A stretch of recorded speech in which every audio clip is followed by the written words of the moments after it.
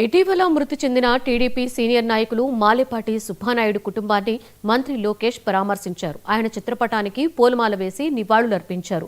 Party అండగా ఉంటుంది అని భరోసా ఇచ్చారు. ఆ తర్వాత ఆయన మాట్లాడుతూ రాష్ట్రంలో బలమైన నాయకుడిని కోల్పోయామని అన్నారు. తాను రాజకీయాల్లోకి వచ్చినప్పటి నుండి సుబ్బానాయుడుతో మంచి పరిచయం ఉంది అన్నారు. 2019 నుండి 2024 వరకు నాటి నాయకులపై మాలేపాటి యుద్ధం చేశారని చెప్పారు. యువగళం పాదయాత్రలో తనతో పాటుగా 5 రోజులు మాలేపాటి నడిచారు అంటూ ఆయనతో ఉన్న అనుబంధాన్ని గుర్తు చేసుకున్నారు లోకేష్.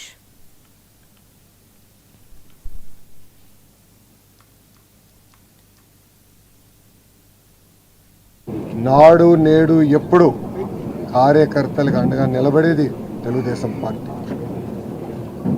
2014లో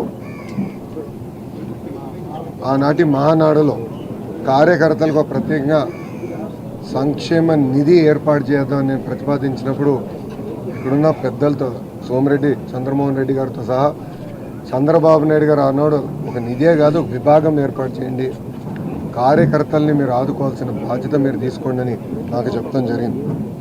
ఇప్పటికీ కార్యకర్తల సంక్షేమం కోసం 135 కోట్ల రూపాయలు ఒక తెలుగుదేశం పార్టీ ఖర్చు పెట్టింది.